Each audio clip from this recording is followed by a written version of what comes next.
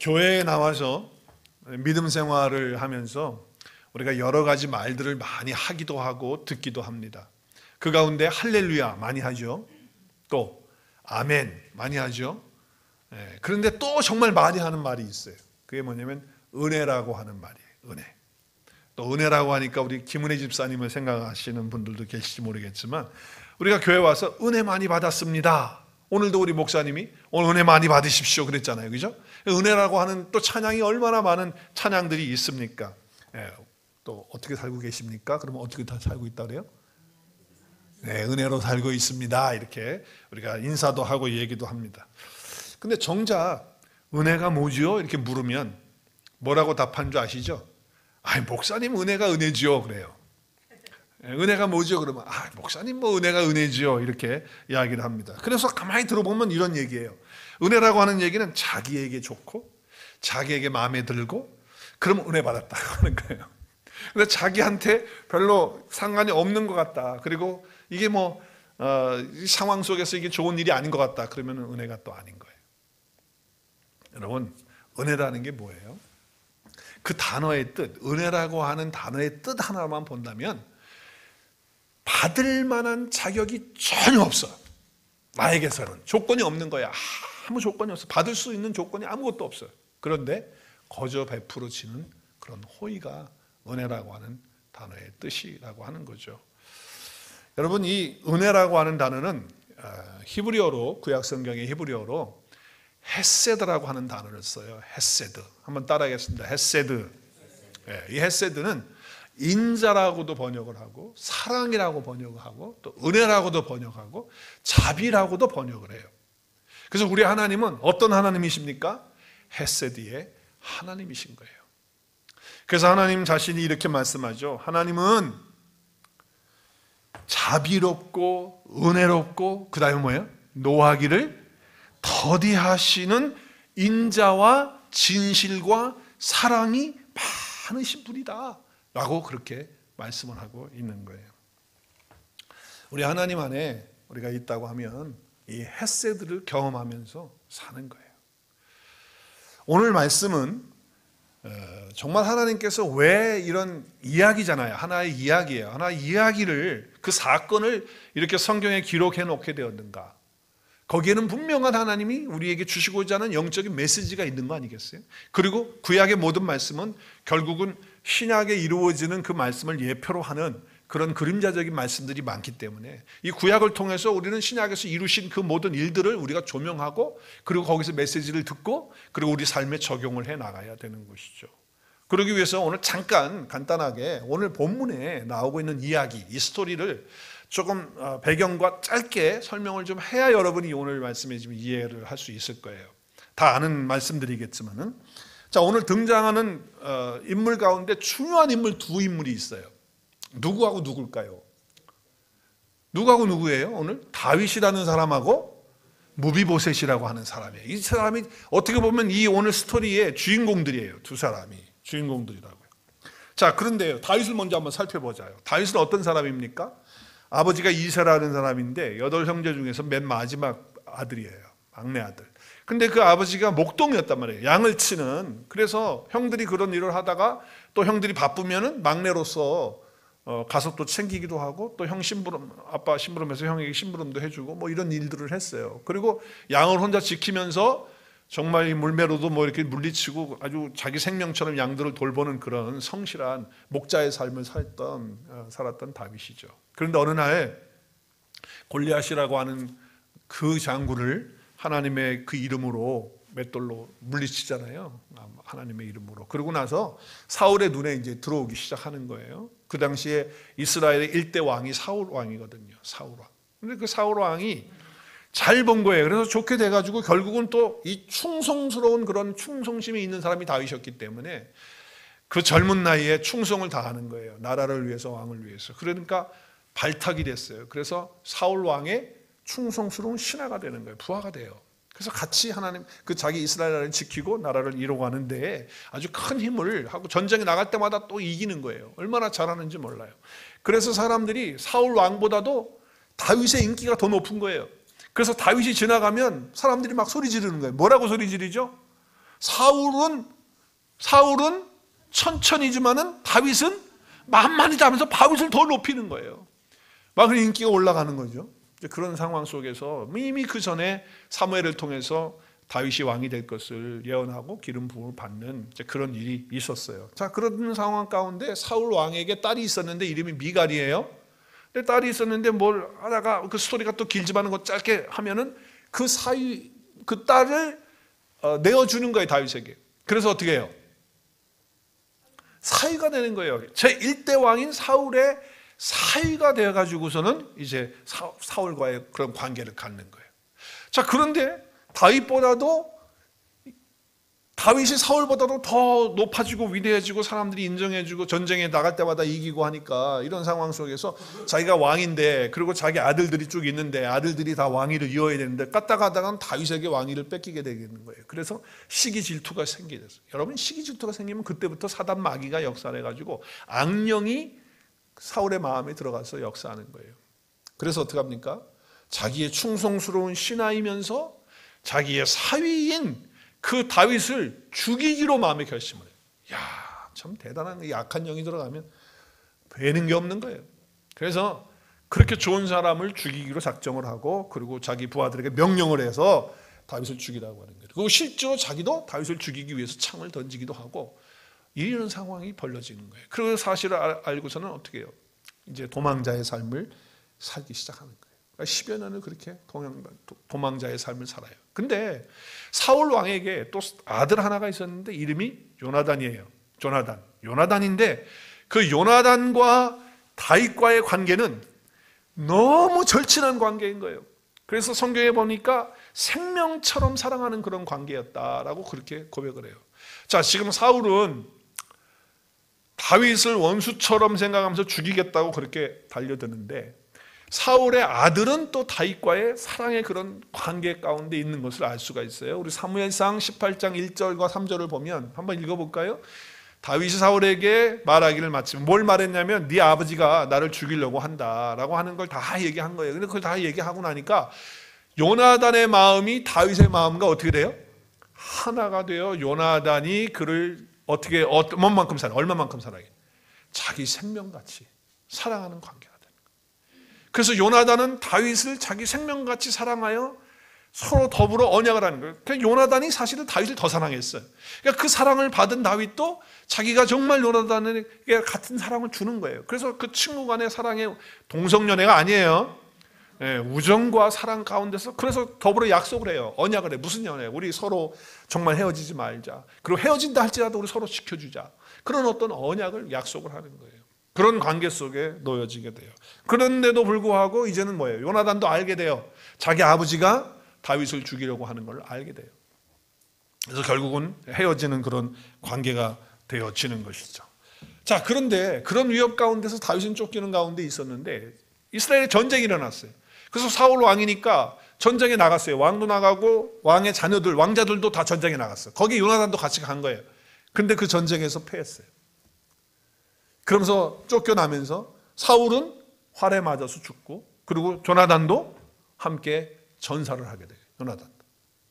그래서 동시에 같은 날에 사울도 죽고 요나단도 죽게 되는 거예요. 자, 그러면 거의 사울 다음에 이제 왕으로 세우는 기름 부음 받은 자고, 또 백성들에게 다윗이 이미 명성이 있고, 그렇지만 쫓기는 인생을 살았어요. 그런데 사울 왕이 죽었어요. 그러면 이제 어떻게 돼요? 누가 왕이 될 수 있는 기회가 있어요? 다윗이 왕이 될 수 있는 거예요. 그래서 결국은 예루살렘에서 다윗의 성에서부터 시작해서 이제 전체의 왕이 되어지는, 그래서 왕이 되어가지고 있는 거예요.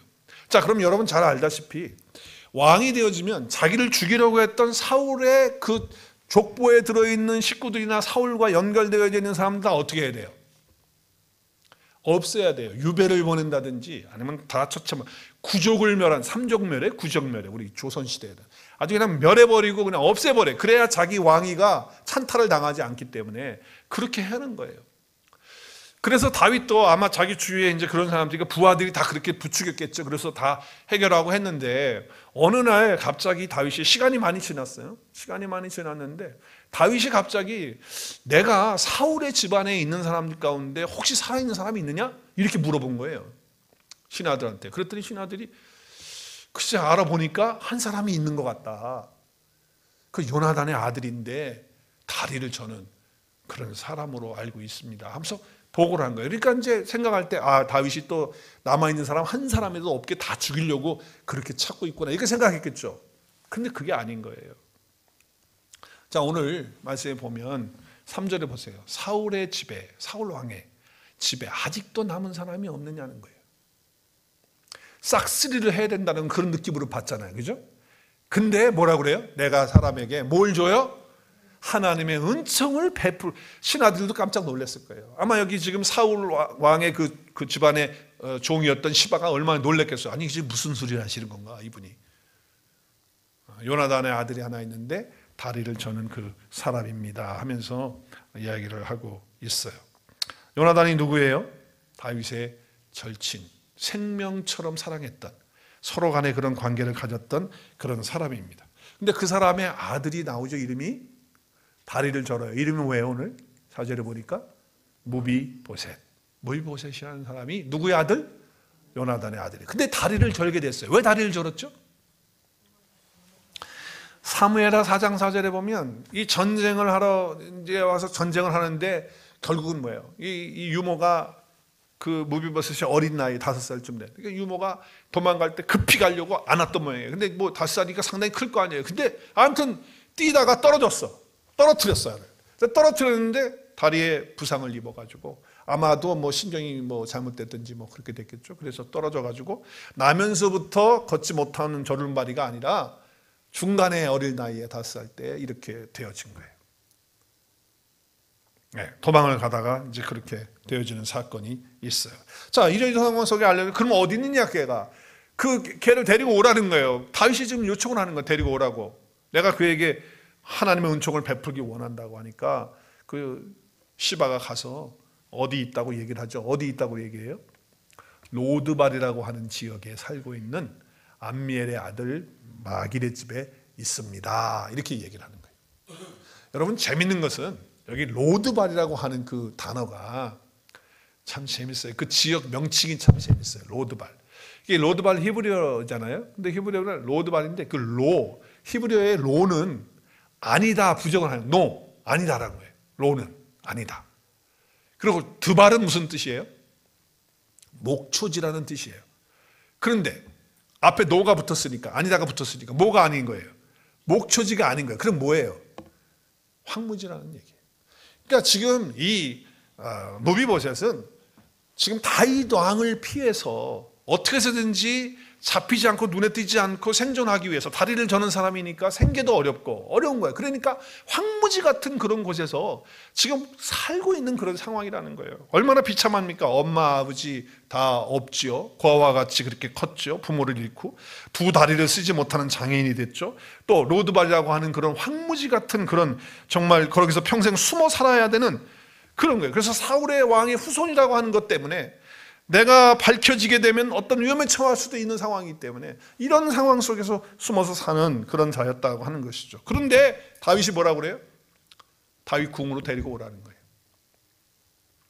그래서 시바가 가서 데리고 오잖아요. 그 데리고 오니까 다윗 왕의 앞에 왔을 때 오기 전에 어떤 마음을 가졌을까요? 다윗이 드디어 나를 이제 찾아가지고 죽이려고 작정을 하고 죽이는 그런 순간이 이제 왔구나. 나는 죽는구나. 그런 마음 가지고 갔을지도 몰라요. 그런데 왕 앞에 엎드려서 벌벌 떠는 거죠. 벌벌 떠면서 이제 죽는 날을 이제 왔구나 하고서 벌벌 떨고 있는데 뭐라고 얘기를 해요, 다윗이? 무서워하지 말라. 그러니까 그 속을 다 아는 거예요. 내가 널 죽이려고 부른 게 아니야. 무서워하지 마. 내가 내 아버지 요나단은 아는데 내가 그 요나단 때문에 내가 너에게 은총을 베풀어 주겠다. 내가 자비를 베풀어 주겠다. 이렇게 얘기를 하는 거예요. 그러면서 내 할아버지 왕 누구예요? 사울이잖아요. 사울이 가지고 있던 밭, 땅 그거 다 너에게 다 돌로 주겠다. 돌로.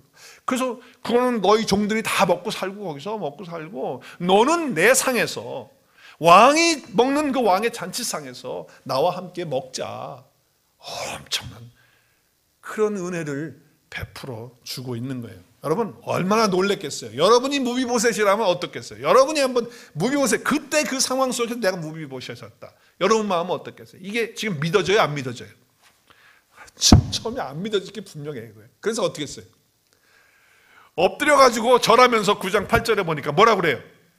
이 종이 무엇이기에 왕께서 어떤 존재예요? 자기가?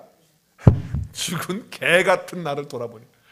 그러니까 자기는 이미 죽은 존재와 별 다름없는 그냥 정말 황무지에서 사는, 그저 연명하고 사는 것만 해도 그냥 그런 존재, 개 같은 정말 존재인데 아무 보잘것 없고 아무런 은혜를 받을 수 없는, 이미 우리 왕가는 다 무너져 버리고 끝난 그런 집안의 사람인데 나를 왜 정말 돌보신 건 맞습니까? 왜 이렇게 하시는 겁니까? 자기도 놀라는 거죠. 사울 왕은 분명히 다윗을 죽이려고 하는 원수와 같은 그런 사람이었습니다. 그런데 그 사울의 왕 아들의 요나단은 다윗을 생명처럼 아끼는 그런 친구였습니다. 자, 그러면 다윗을 죽이려고 하는 무비보셋의 할아버지, 그러니까 사울 왕을 생각하면서 무비보셋을 봐야 되겠습니까? 아니면 자기를 정말 사랑하고 또 자기도 사랑했던 요나단의 아들로 무비보셋을 봐야 하겠습니까? 여러분이 다윗의 입장이라면 어떤 마음으로 그 무비보셋을 여러분 볼 수 있을까요? 이제 다윗이 무비보셋을 원수 다윗 왕의 손자로 봐야 되느냐, 아니면 사랑하는 친구 요나단의 아들로 대하고 봐야 되느냐 라고 하는 그런 것들을 우리가 생각해 볼 수 있는 거죠. 자, 근데 다윗은 어떻게 하죠? 무비보셋을 어떻게 대해주죠? 친구 요나단의 아들로 대해주고 있다고 하는 거예요. 같은 혈통이에요. 아빠 다 한 대 아니에요? 그렇잖아요. 다 같은 사울의 혈통들이고 자녀들이란 말이에요. 그리고 손자고. 근데 무비보셋이라는 이 존재는 사실 다윗의 원수의 집안 아들의 과거의 왕권을 가지고 있는 권력을 가졌던 그 손자이기 때문에 실제로 그가 왕권을 회복하는 자리에서 왕의 자리에 들어와서 같이 왕과 같이 살면서 음식을 먹고 함께 살게 되면요, 어느 때든지 왕의 자리를 위협받을 수 있는 그런 상황이 될 수 있는 거죠. 밑에 있는 사람들이 사울의 손자가 저기 있는데 저분이 다시 왕이 돼야 되는 거 아니야, 이렇게 움직이기 시작하면 어떻게 해요? 다윗도 그런 마음이 없지 않아 있었을 수도 있어요. 그렇기 때문에 제거하고 싶은 마음도 있었을 거예요. 그럼에도 불구하고 무비보셋에게 은혜를 베푸는 그런 모습을 볼 수가 있는 것이죠. 사울 왕을 보면 원수를 갚아야 돼요. 무비보셋을 처치해야 돼. 근데 요나단은 다윗은 요나단을 볼 때 어떻게 해요? 사랑과 우정의 관계로 보면 무비보셋을 은혜로 봐야 된다라고 하는 거예요. 그래서 어떻게 해요? 다시 돌려주고 항상 내 상에서 떡을 같이 먹는 그런 은혜를 보는 거죠. 저는 이것이 바로 하나님이 우리를 향하신 하나님의 은혜이고 하나님의 마음이다 라고 하는 거예요. 그래서 오늘 이 말씀을 통해서 우리를 봐야 돼요. 우리를. 자, 과거에 하나님과 우리는 어떤 관계였어요? 과거에 우리 예수님 안에 없을 때, 예수님 밖에 있을 때 과거에 우리는 어떤 존재였죠? 과거에 죄인? 하나님 앞에 죄인이고 하나님과 우리와의 관계는 어떤 관계예요? 원수 관계예요. 원수 관계. 자, 우리는 죄 문제 때문에 로마서에 보면 계속해서 죄 때문에 우리는 하나님과 원수되었다라고 말해요. 우리 로마서 5장 10절 큰 소리로 같이 읽겠습니다. 시작. 곧 우리가 원수되었을 때에 그의 아들의 죽으심으로 말미암아 하나님과 어떻게 됐어요? 화목하게 되었은즉 화목하게 된 자로서는 더욱 그의 살아나심으로 말미암아 뭘 받는 겁니까? 우리가 구원을 받는 것이라는 거예요. 자, 우리는 하나님과 원수되었던 그런 사람들인데 하나님이 그의 아들 예수 그리스도의 죽으심으로 말미암아, 그래서 그분이 부활하심으로 말미암아, 그래서 그 예수 그리스도를 믿고 그분을 영접해서 그분과 연합되어지는 그 사람에게는 하나님께서 더 이상 우리를 원수와 같은 상황에 있었을 때 그 모습으로 우리를 보는 것이 아니고, 죄인으로 우리를 보는 것이 아니고, 우리 안에 계신 예수님을 보면서 우리를 의인으로 보면서 하나님과 화목되어지는 그런 은혜와 축복 가운데서 하나님이 차려주시는 그 왕의 잔치의 그 상에서 마음껏 먹고 누릴 수 있는 자가 된 것이라고 하는 거예요. 저와 여러분이 그런 자가 됐다라고 하는 거예요. 하나님의 은혜가 얼마나 큰지 몰라요. 하나님과 원수되었던 관계였는데 하나님께서 우리를 뭘로 보는 거예요? 지금 다윗이 사울 왕과의 관계를 보면 원수 관계를 볼 수밖에 없어, 무비보셋을. 그런데 그렇게 보지 않고 어떻게 봤습니까? 요나단을 보면서 그 무비보셋을 은혜로 보는 것처럼 예수 그리스도를, 내 안에 계신 예수 그리스도를 보면서 우리를 하나님의 은혜로 봐주셔서 우리가 의인되고 하나님과 화목되는, 구원받는 놀라운 축복을 받은 거예요. 이것이 하나님의 은혜라고 하는 거예요. 하나님이 죄의 존재였던 나를 보면서 나는 당연히 멸망받아야 돼. 하나님이 정말 나를 보실 때 죄의 존재로만 보시면, 그런데 하나님이 내가 믿고 있는 예수님, 내 안에 계신 그 예수님, 그분을 보기 때문에 우리는 멸망받지 않고 의인이 되었습니다. 아멘. 왕의 상에서 이제는 평생 먹는 거예요. 할렐루야. 주님이 차려놓으신 영적 성만찬을 매일 먹으면서 그 풍요를 누리면서 정말 그 만찬을 먹으면서 사는 그런 인생이 된 거라는 거예요. 한번 따라하겠습니다. 나는 더 이상 죄인이 아니라 예수님 때문에 의인이 되었습니다. 그래서 예수님이 나를 뭘로 보십니까? 하나님이 나를 뭘로 보십니까? 죄인으로 보십니까? 의인으로 보십니까? 의인으로 보시니까 뭘 베풀어 주십니까? 은혜를 베풀어 주시는 거예요. 할렐루야. 이제 하나님의 은혜 안에서 그리스도 예수를 통해서 내가 어떤 사람이 되었는지를 알아야 돼. 정말 무비보셋은 지금 그 은혜를 지금 정말 경험하는 거 아니겠습니까? 우리도 정말 하나님의 그 은혜 안에서 예수 그리스도를 통해서 내가 어떤 사람이 되었는지를 알아야 되는 거예요. 어떤 사람이 됐습니까? 나는 과거에는, 전에는 어떤 사람이었어요? 전에는 육신을 따라 육신의 욕심대로 내 마음과 생각을 원하는 대로 살기 때문에 본질상 하나님의 진노 아래서 살았단 말이에요. 그렇단 말이에요. 죄와 허물고 죽었던 그런 존재라는 거예요. 그런데 하나님이 공률이 풍성하시기 때문에, 그 헤세드가 풍성하신 분이시기 때문에 예수 그리스도를 보고 우리를 살리셔서, 그 사랑 가운데서 살리셔서 이제는 하늘에 앉혀주시고 구원받게 하시고 하나님의 자녀로 영광 가운데 살게 해 주셨다고 하시는 것이죠. 할렐루야. 자, 이것을 사도 바울이 그대로 성령의 감동을 받아서 이렇게 기록하고 있어요. 우리 에베소서 2장 3절에서 7절 천천히 읽겠어요. 전에는 시작. 전에는 우리도 다 그 가운데서 우리의 육체 욕심을 따라 지내며 육체와 마음에 원하는 것을 하여 다른 이들과 같이 어떻게 해요? 본질상 하나님의 진노의 자녀였단 말이에요. 4절, 우리 성경에는 그게 빠져 있어요. 그래서 가로쳤어요. 시작.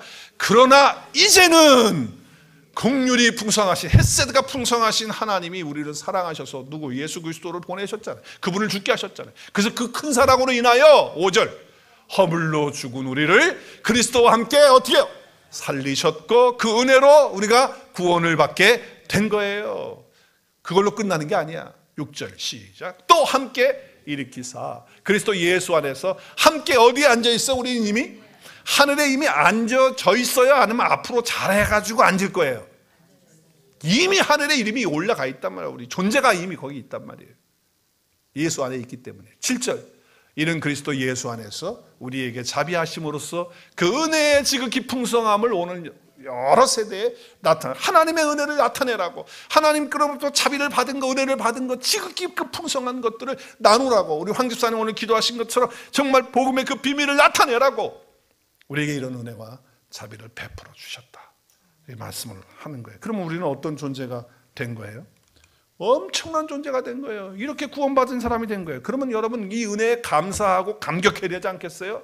우리 한번 그래서 지금 한번 외쳐보십시다. 오, 놀라워요. 시작. 아니, 오를 길게 하셔야 돼. 시작. 오, 놀라워요. 오, 너무 감사해요. 정말 이게 그냥 뭐 인위적으로 만들어내는 게 아니라 정말 내 속 깊은 데서부터 이게 올라와야지. 이게 올라와요. 무비보셋의 마음이 지금 어떻겠어요? 그 상황이 한번 보세요. 생각해 보세요. 우리 무비보셋은 그냥 하나의 그림자고 실제로 예수 그리스도를 통해서 이루신 일이 얼마나 크단 말이에요. 은혜를 주신 것이. 그러면 그냥 생각만 해도 감사하고 그냥 말만 해도 감사하고 정말 오 감사합니다 찬양합니다 그것밖에 할 게 무슨 말을 하겠어요. 그래서 하나님의 선한 일을 하도록, 허물과 죽은 존재인데 이미 죽은 존재와 같이 정말 죽은 개와 같은 그런 존재를 하나님이 그 돌봐 주셔서 살려주시고 하늘에 앉혀주시고 그리스도와 예수와 연합해서 살게 하시고, 이것들을 삶 속에서 느끼고 경험하고 체험하고 그리고 이렇게 살아가는 삶이 되면 주일날 와서 우리는 감사를 하나님께 드릴 수 있고, 하나님 이런 은혜로 하루 한 주간 또 살게 해주셔서 감사합니다, 승리를 누리게 하셔서 감사합니다, 하나님께서 나에게 이런 은혜를 주셔서 감사합니다라고 주일날 오면 감사로 꽉 차야 될 줄로 믿습니다. 맨날 그냥 울고 짜고 그냥 또 잘못했어요, 하나님 용서해, 맨날 그거 듣기만 말고. 여러분, 율법과 은혜는 대칭이 되는 거예요. 그래서 어떻게 좀 비유적으로 말하면 이 사울왕을 보는 거는 율법을 보는 거예요. 그러면 율법으로 보면 다 죽어야 돼. 그런데 요나단으로 보면 그는 은혜로 보는 거예요. 그러면 다 살게 되는 거예요. 이게 왕의 식탁에서 함께 먹는 그런 축복을 누리는 거죠. 그러니까 율법의 잣대로 우리를 대면 어떻게 해요? 우리 다 죽잖아. 죄의 값은 사망이기 때문에 다 율법 아래 있고 심판 아래 있고 저주 아래 있고, 그 예수님이 오셔서 이 심판과 저주를 십자가에서 다 해결하시고 부활하셨잖아요. 할렐루야. 그래서 우리는 거기서 벗어나서 어디 안으로 들어갔어요? 은혜 안으로 들어간 거예요. 은혜라고 하는 것은 선물이고 공짜예요. 얼마나 감사해요. 그래서 우리 에베소서 2장 8절에 시작, 너희는 그 은혜에 인하여 믿음으로 말미암아 구원을 받았으니 이것이 너에게서 난 것이 아니요 하나님의 선물이다. 자, 은혜라는 게 뭐예요? 공짜로 그냥 예수님이 이 땅에 오셔서 내가 죽어야 될 자리를 다 죽고 내가 이제 살아나야 될 생명을 가질 것을 예수님이 다 패키지로 만들어 주신 거예요. 십자가와 부활을 통해서 하나님의 은혜 안에서 그거 다 해놓은 걸 난 할 게 아무것도 없어. 뭐만 하면 돼. 믿음으로 믿는다는 게 뭐예요? 받아들이는 거예요. 선물을 주셔가지고 여기 있어요 선물 이렇게 할 때 감사합니다 하고 그냥 받아들이는 게 그 믿음인 거예요. 하나님 은혜로 예수님을 통해서 다 해주신 거예요.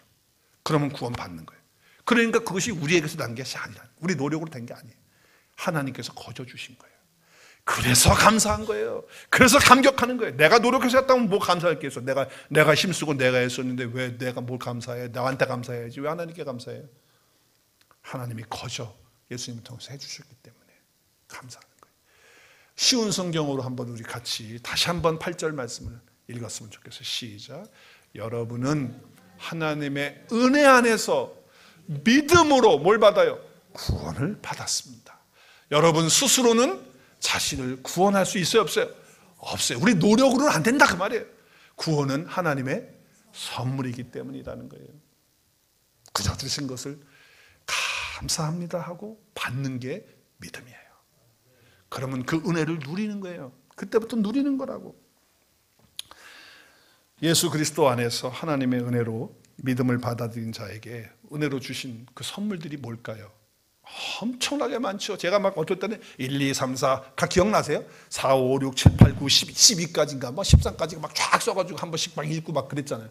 그걸 또 하면은 여러분이 목사님 또 해 그럴까봐 제가 그렇게 안 하고 안 썼어요. 그건 안 썼어. 자, 근데 몇 가지만 오늘 생각을 해봐요. 하나님의 은혜로 정말 내가 믿음으로 받아들여서 그 선물 받은 것들이 어떤 것들인지 한번 읽을까요? 시작. 예수님의 대속의 은혜를 입어서 모든 죄를 다 용서받고 하나님과 똑같은 의와 거룩함을 내가 받아서 의롭다함을 받고 의인이 된 거예요. 엄청난 선물 받은 거예요. 그것이 하나님의 거룩함이 예수님 때문에, 예수님이 하나님과 같으신 분이니까 그분이 내 안에 오셔서 예수님이 의로우신 분이시기 때문에 나도 하나님이 이제는 예수님을 보시면서 다윗이 요나단을 보면서 무비보셋을 보는 것과 마찬가지로 그렇게 봐주시는 거예요. 그래서 우리는 의인이 된 거예요. 이 얼마나 큰 선물을 받았어요. 또한 의롭게 해주실 뿐만 아니라 하나님의 친자녀가 됐어요. 친자녀가 됐어요. 뿐만 아니라 그리스도의 생명이 하나님의 본성이잖아요. 그 영생이 하나님의 본성인데 그 본성을 우리에게 넣어주셨어요. 그래서 그 생명 안에서 살게 된 거예요. 이것이 은혜인 거예요. 어마어마한 큰 은혜를 받은 거예요. 또한 같이 읽을까요? 시작.